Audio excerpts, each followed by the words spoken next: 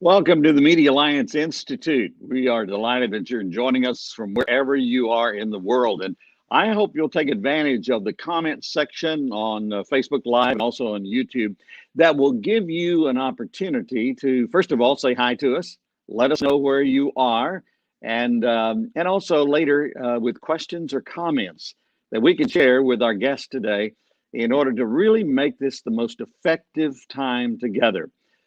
This is a Media Alliance Institute. It's kind of a monthly happening, and we're delighted you're a part of it as we share insights into how to be more effective in sharing God's truth, programming, attracting people to the message of hope that we share from the gospel of Jesus Christ.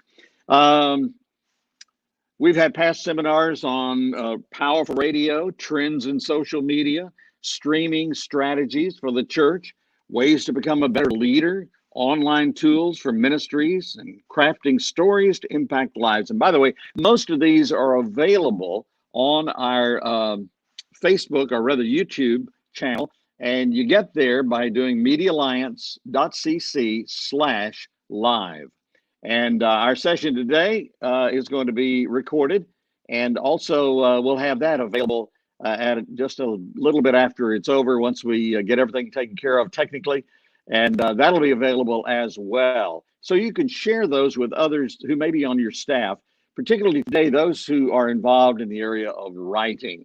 So mediaalliance.cc/live. We'll have some information across the screen, as you see now, to remind you of that from time to time. By the way, while you're there, not only will you see several of the past ones, not all are there, but most are, but you'll also have an opportunity to see the special that we did last fall. And many of our international guests were part of that, and we were thrilled to have them be a part of it. It was an opportunity for us to share with those who support our ministry and could support our ministry what God is doing through Media Alliance and what he's doing around the world through Christian media. And we have special guest Dr. Jack Graham from Prestonwood Baptist, and also Governor Mike Huckabee as special guest on our program. And we had a delightful time with our co-host, Christina Olariu, who was live from Romania. And it was a good time. So I hope you'll take some time, if you haven't seen that, to watch that.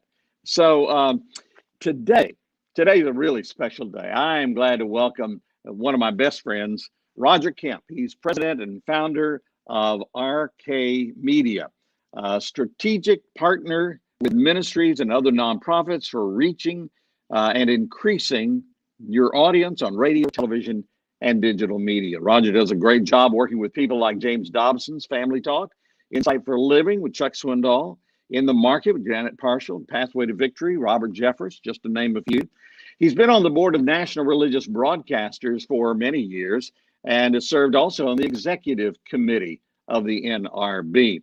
He's a graduate of Moody Bible Institute, and for the past 40 years has been heavily invested in Christian media with organizations like Ambassador Advertising, also Salem, Insight for Living, and now his own RK Media. One of Roger's great loves is that of writing, for specifically radio and television, and that's some of the things we've asked him to share with us today. Roger, we want to welcome you to our Media Alliance Institute. With you today, Ron. Thank you for inviting me to be here, and good morning from the early West Coast, California. I'm sure it's going to be a sunny day today, but it isn't yet. Roger, we're glad to have you. And by the way, let me remind the folks, you can post questions and comments, and we can put those on the screen, and we get to a Q&A time after Roger presents some info to us, and we'll be glad to take those and look forward to hearing from you on those. Again, Roger's going to provide some material. We were going through the technical side of it this morning and kind of hit a snag or two. Roger has some examples of things that he'll make available. What you need to do, though, is register. And if you will register and go to mediaalliance.cc/register, that will register you, and we will be able to forward that information to you. It's just some examples, I believe, on that. Roger, let me ask you a question to start off, and then you take us where you want to go. Why is writing so important for radio and television? Don't we just sit here and talk? Writing's so important, Ron, because words are all we have. And when I think about the radio medium, and by the way, I'm going to use that word often, and I hope you'll understand that I see that as a ubiquitous word. It should be translated into podcasting, digital platforms, streaming, any manner of content delivery. What we're really talking about is delivering content for the ear today. And the reason writing is so important is really words are all we have in radio. Radio is an intimate medium. We watch movies in a group, we look at television with our families, but when we're listening to audio, it's usually in solitude. And for that reason, it makes it just a very effective means for discipleship, for evangelism, for getting into people's hearts. They feel like when they're listening to a radio broadcast or a podcast that they know us in a special way that's unique to this medium. And so that being said, it all boils down to words and the way we say them.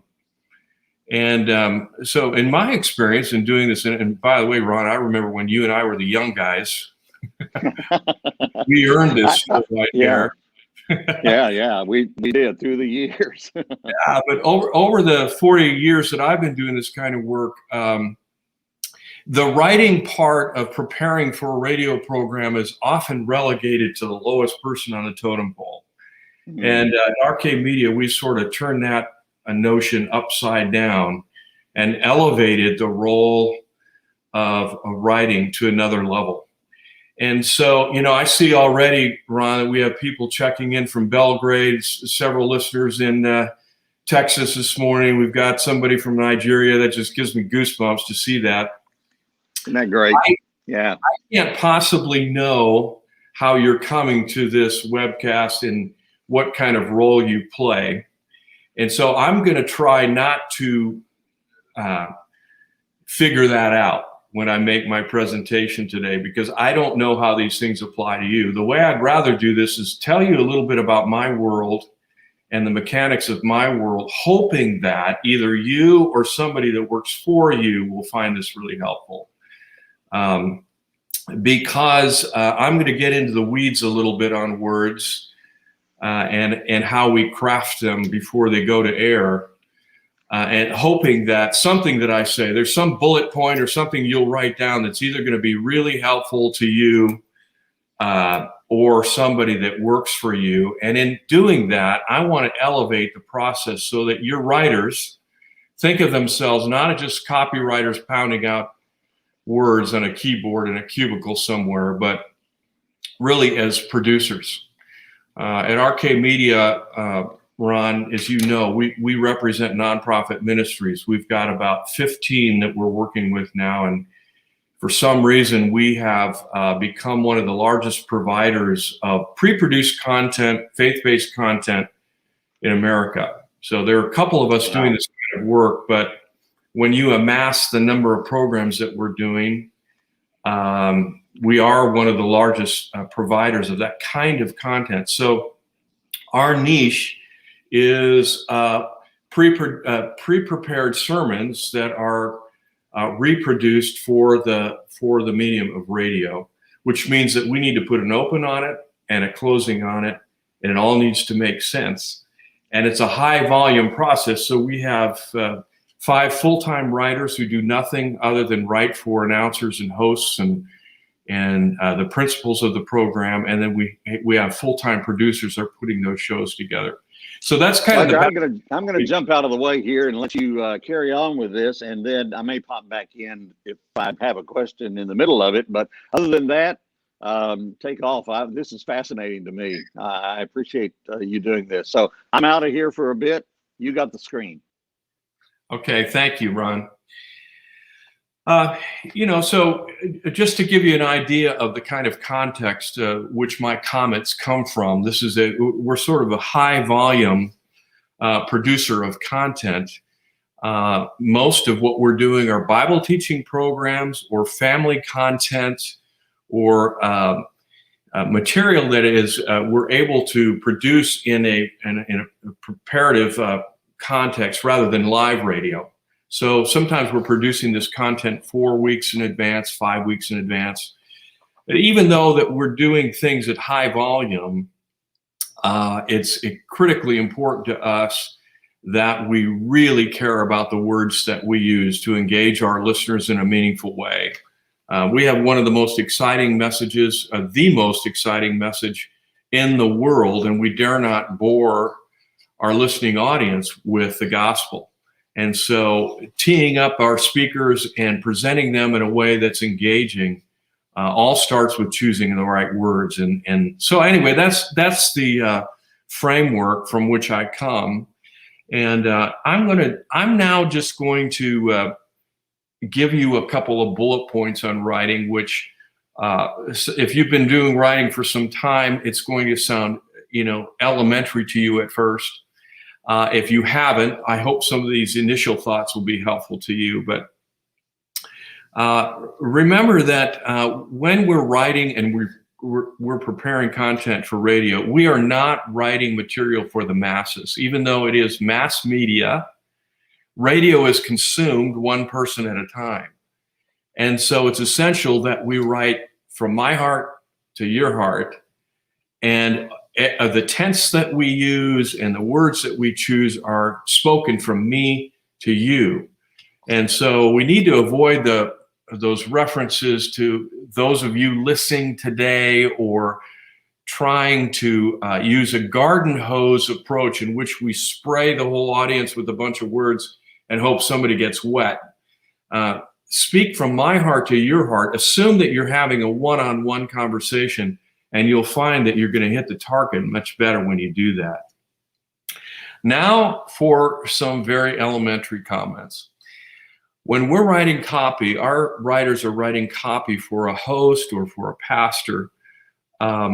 We're doing that to make the process as easy as possible for that person who's reading the copy through a microphone. And so we do things like write copy in double space. We write the copy to be seen first so that it can be interpreted to be heard. That means that we use italics, we use bold, we use ellipses, we break up sentences so that they can be seen, so that the announcer in reading the copy knows what's coming. The old school was everything was capped. We try to do it in a more intuitive way so that when the announcer, she or he, is reading it, it's much easier for them to interpret what you're trying to get across. Use short sentences when writing copy for the air. And in fact, when they get long, go ahead and break grammatical rules and break those sentences up with periods, or in some ways make them much more intuitive for the announcer to interpret. Otherwise, you're going to get them all tangled up in a sentence. It's not going to make sense to anybody. When we're reading something in a book, we can let our eye go back and catch it again. Audio is much more linear. So if you've missed it, you can't roll back and get it again unless you've got a rewind key. And most people don't do that. So think of the audio delivery service as being a linear process. You get one shot, and your words are being consumed like a river going downstream. And once it's passed, it's gone. That's why it's not terribly bad at times to repeat what you've said and to reinforce things that you've said, just so your listener gets it. Because unlike a book, they have no opportunity. If they miss a name or a phone number or a web URL or any major point that you want to reinforce, go back to it and say it again. You wouldn't ever do that in print, but you would in audio. Obviously, when we're speaking to a global audience of any kind, we want to avoid Christianese. Religious terms are often misunderstood by those who don't share our faith, And then to those who do share our faith, they're somewhat patronizing, sometimes disingenuous. Try to break down what you're saying. Avoid Christianese if at all possible. Don't alienate your listeners with that. Try to engage them in words that draw them in. When you can, tell stories. You can tell a story in a sentence. You can create imagery in a sentence. Do things that ignite the imagination rather than dull the mind. That takes work to craft those kind of words that create visual pictures with your words. Choosing words that illuminate rather than dull the mind. And so you want to avoid the formalities, using words that sound more pretentious than they do helpful. And then let me go down my own list here. You want to do simple things like make sure that you're identifying the speaker, the person that you're listening to. Don't just do that once, but do that repeatedly through the program in a stop set if you can, so people know who they're listening to. The same applies to the name of the program or the contact information. And when giving contact information, just because you've heard it a gazillion times, you need to say it like a listener's never heard it before. That means it needs to be clear and slow. And often that you need to help your announcer do that as the writer. The writer and the host should be friends, or at least know one another, and the writer should have a path to the host in such a way that they can coach each other. You write something that's easy for me to say, the host would say to the writer, and the writer would say to the host, you follow my script as closely as you can, and we're going to engage the listener. It helps to have a relationship of respect there, and that the writer feels responsible for the way things actually sound on the air, rather than just writing some copy, getting it done, pushing it off to the announcer, never thinking about it again. Getting back to the style of writing that we do for radio, we have long since passed the age of radio where big pipes and a mellifluous voice were the most important thing for the announcer. And we're now in the era where casual, off-the-cuff, spontaneous, two people talking to one another like I'm doing with you right now, that is the vibe of our day. And whereas it should always sound that way, the reason we craft words carefully is because, given to spontaneity and just given to falling back on our own words and like I'm doing right now, trying to find a way to communicate to you with words, we often actually miss what we really want to say, and we fall back into passive language, or it's so casual it's not helpful. And so that's where I'm making a case for the fact that as an announcer, you don't have to have big pipes. We want you to sound natural and comfortable with the words we choose for you, but we don't want you to revert to your own words, which will often become much more passive than active. The role of the host on a program, the role of the person who introduces a Bible teaching message, is not one of Bible teacher.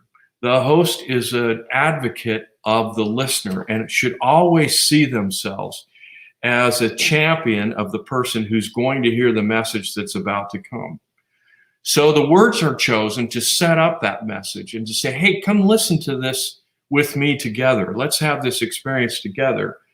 And to try to entice the listener and to sell the listener into coming in to the program with you. So when you're writing that copy that precedes a message and follows a message, you want to be really in thinking about what they're about to hear, and in at the end of the program, what they've just heard.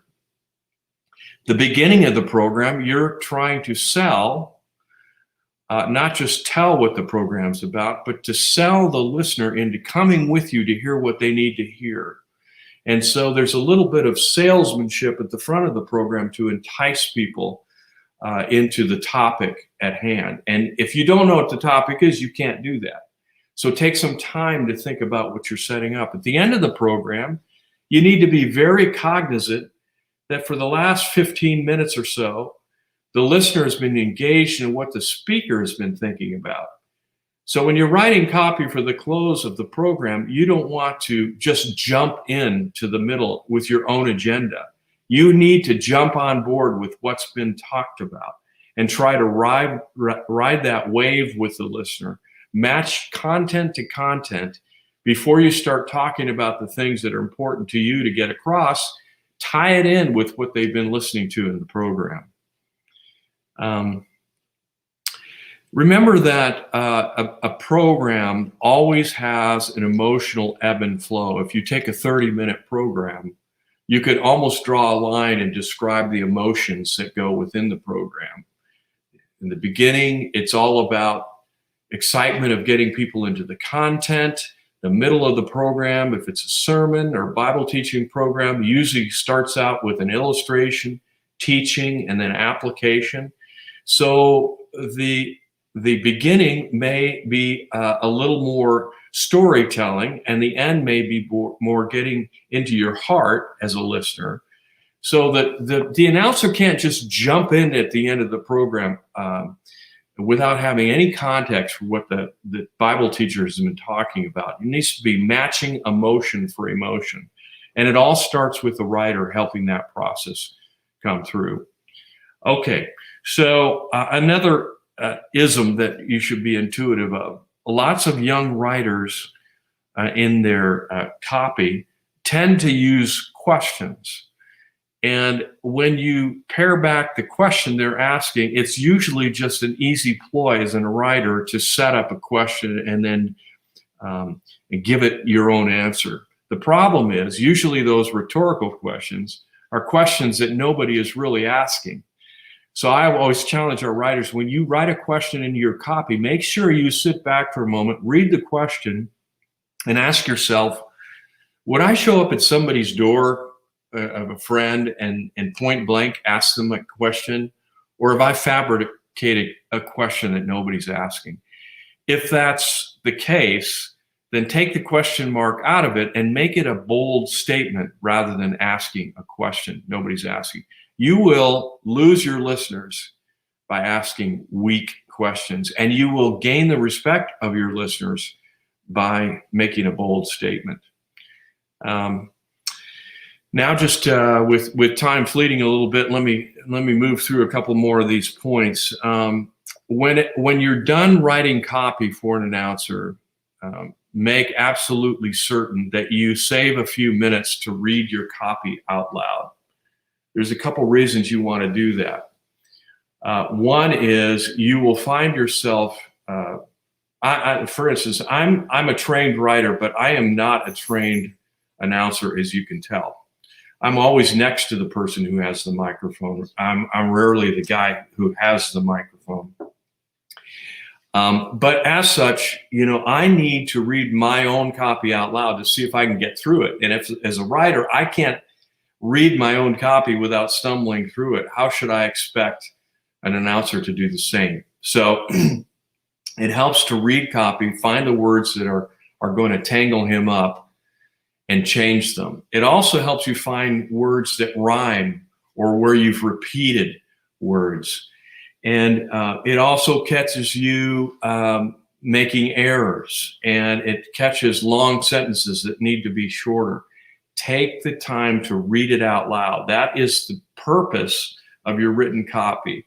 So do your host a favor of pre-vetting. And in fact, if you can, have an objective other read it as well. And at RK Media, we have maybe the benefit of what many others don't with a larger staff, but we always have somebody else check our copy before it leaves our house and goes to an announcer.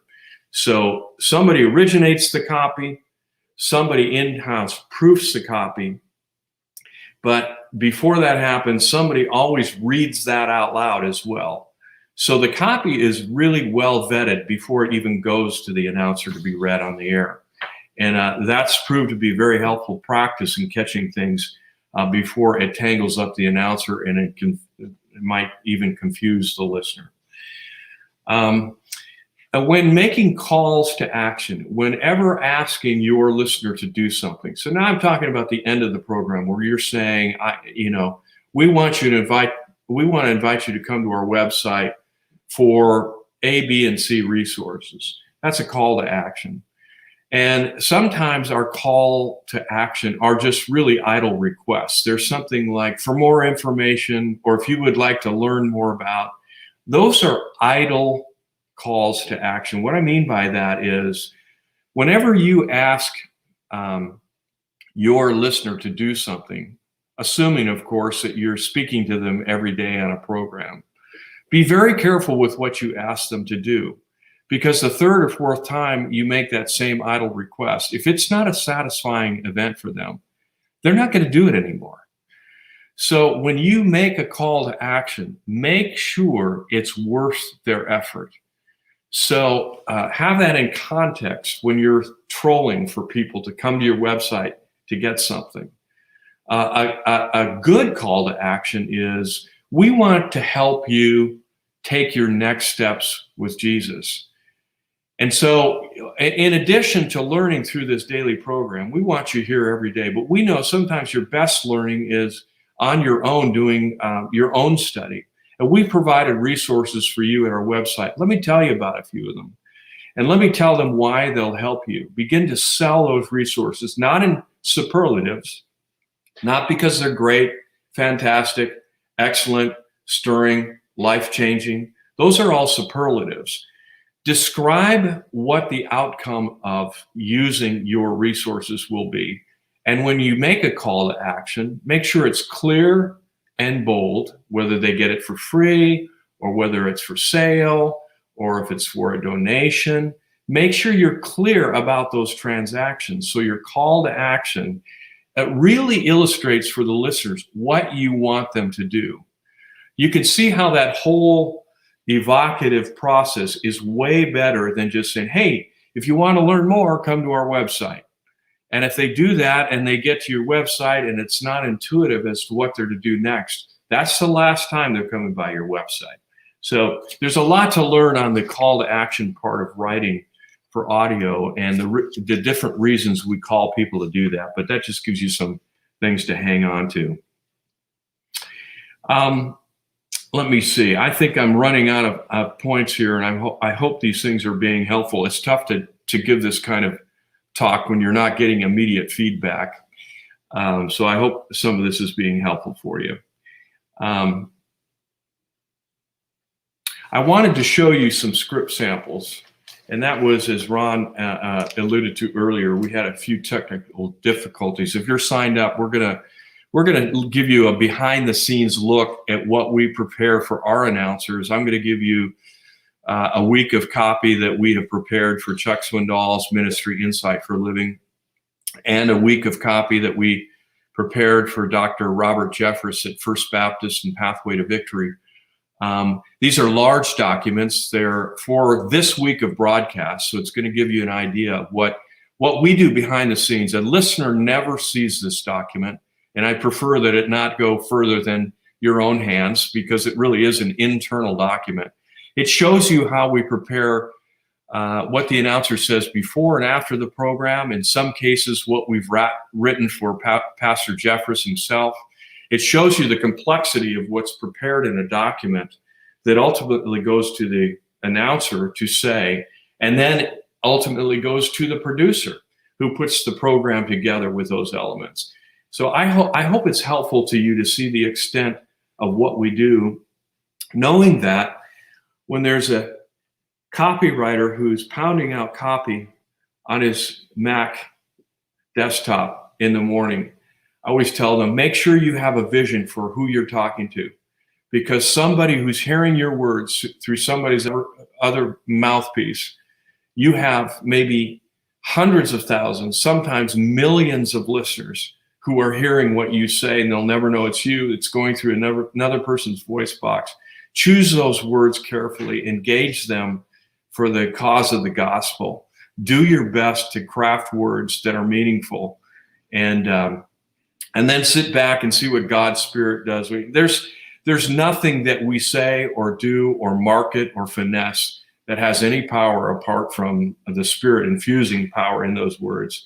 And then the fun begins, because then we get to see how God uses your words and your craft and your efforts to be a small part in advancing his kingdom. Thanks, Ron, for letting me bring a couple of these thoughts your way today. Roger, great points, Roger. And I was taking notes myself, because I love the idea of the writing and setting it up, but making it sound very personable. And that's a real challenge there. And I get copy. I do a little bit of voiceover work, and I get copy, and some of it's really good, and some of it I have to make adjustments. So I love the fact that you've got people watching it. Let me ask you a question, and I'm inviting others to ask questions as well. And if it's on writing for a program or it's writing in general, I think Roger can handle those things. So feel free, and Kyle will bring in something. By the way, Kyle Gilbert, our Vice President for Communication, is really running the show here and doing a great job. My question is, do your writers ever listen back to the completed program to see how their stuff works or doesn't work? They're required to. And sometimes that's a hard discipline, because, we don't have the luxury of sitting back on a couch eating bonbons and just listening to programs all day. Yeah, I wish right. I could do that. But they are required to hear how things. In fact, I was up early this morning, as you know, Ron, and coming down to make this call, I was listening to today's broadcast of Insight for Living, because I happen to be the writer on that program. I still, after 40 years, love crafting words. It's my first love.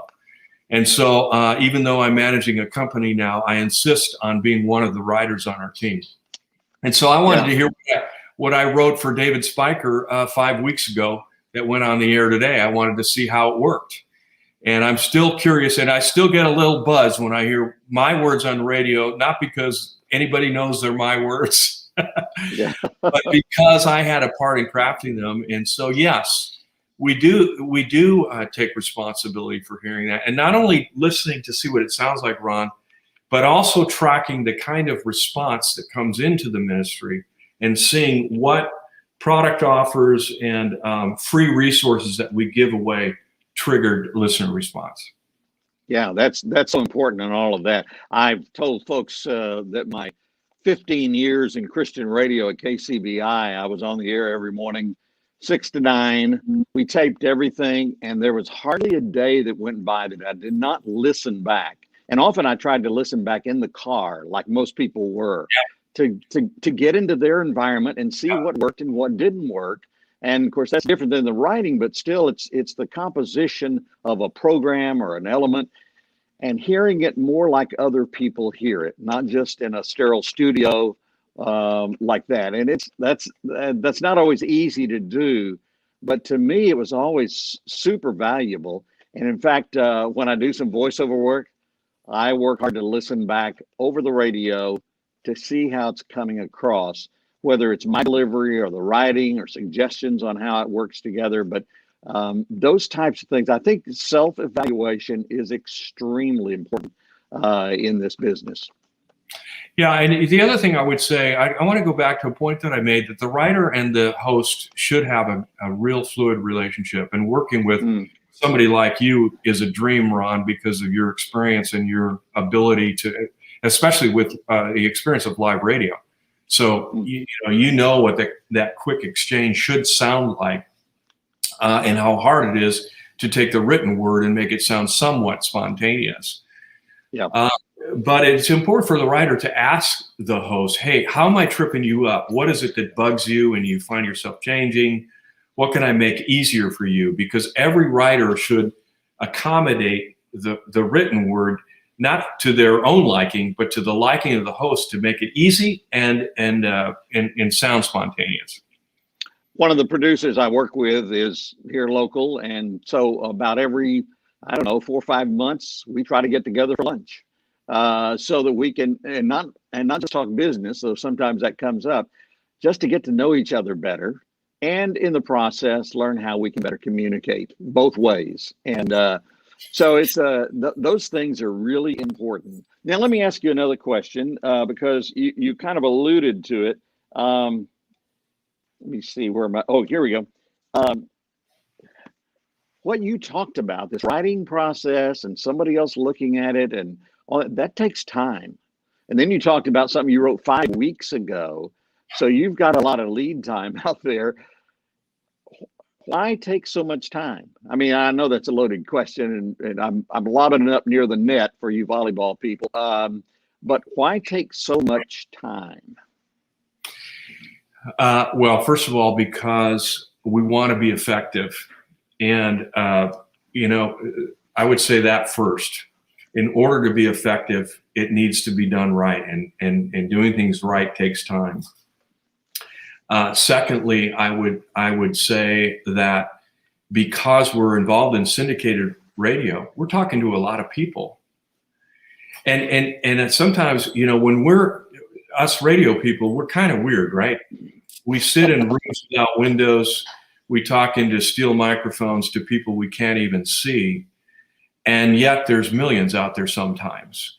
And so, with many of our programs that are on 1,500, 2,000 stations, that's the case. And I often tell our writers, remember, have you ever been to the Rose Bowl in Pasadena?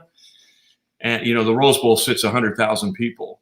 Well, when you're in a hurry and you think you're just going to slam writing through, picture, 10 of those Rose Bowls sitting side by side, full with an audience for 30 minutes, listening to your work. Do you think it's not important to stop and fuss a little bit with the writing and the editing so it's sheer volume. That's why it's important. That's the very word I put down when I phrase that question. I say it's important. That's why we take the time, because it's important. We're not just cranking out stuff so we can get on, get off. This is important stuff. And because of the content, the gospel content, the Bible content, this is life-changing stuff that we're drawing people into. I think what you said in the beginning made me think we need to be attractive when we start a program, in a sense that we are attracting people to that message, and intriguing sometimes, so that they'll want to pick up on what the message is about. Not just say, we've got a message on prayer today. You've got to say it in some other way that causes people to say, I really want to know more about that. Right, exactly. Let me add something, Ron. You and I were talking the other day, and this is a meaningful thing for us who get in the weeds about writing, and those of us who are involved in the audio art form. This is not a new thought to me, but somebody shared this with me once. I've never forgotten it. God's word was written and recorded in the Old Testament to be heard. You don't find the Old Testament characters, most of them, lugging around a copy of the Torah or the Old Testament in completion under their arm and sitting down in the lap and reading the Word of God. The Word of God was first recorded so that people could hear it. You read those great passages in Nehemiah when the preacher got up and read and people wept as they heard the Word of God. And the tie there for us is not that our word is, spoken ex cathedra, but the tie is that God saw fit that the ears are powerful to hear and receive. And so what we say and the way we say it and the way we speak it has tremendous capacity to get into people's hearts and cause them to do life change. Even more so sometimes than the printed page. Yeah, and you also mentioned, I think at the beginning, you were talking about telling stories even in a sentence. That's almost incomprehensible that you could do that. But then I challenged my class one time with Twitter, when we were doing a thing on communication. Twitter had just come out, and what was it, 162 characters or something like that? And I said, can you tell a story in 162 characters? They said, nah, I don't think so. So we opened up Psalm 40, and read verse 1. And I cried out. I was in the pit. I cried out to the Lord, David's words. And in that sentence was enough intrigue to say there's some story going on here. And it could be contained within that tweet. Yeah, exactly. I once was blind, but now I see. Oh. I once was lost, but now I'm found. I mean, there's lots of ways to do it in a sentence that creates imagery. Apart from using scriptural sentences, there's lots of ways to tell stories. We do a lot of short features. We do a lot of 60-second spots, and it always starts out with a client saying, how can I possibly say what I want to say in 60 seconds? You can do a lot with 130 words. Yeah. You really can. And people are driving in their car. You pop into their day with an anecdote and close with a scriptural principle. Boom. It can be done. Yeah. But it takes crafting to do it well. Right. We both have a friend named Ron Klein, who used to do a series called Beyond the Call. And in about 42 seconds, he would tell a ministry story that had such a great impact. Of course, he had a great voice too, but he told it with such impact in about 42 seconds. And with open and close, that made him a minute. And each one was just power packed. And it can be done, but it takes time. Isn't it interesting that the parables of Jesus are our greatest illustration of that, and how powerful those were and how for centuries we're still talking about them, and in some cases still trying to figure them out. But in every case, finding them incredibly engaging. Well, Roger, I appreciate that.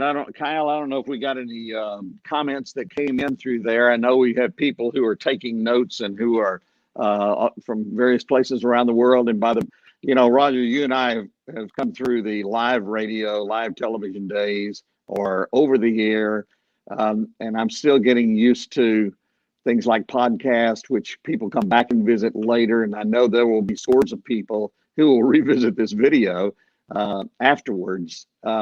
So that's why I had some questions here from my reading. I took notes of some of the things as the host, being an advocate for the listener.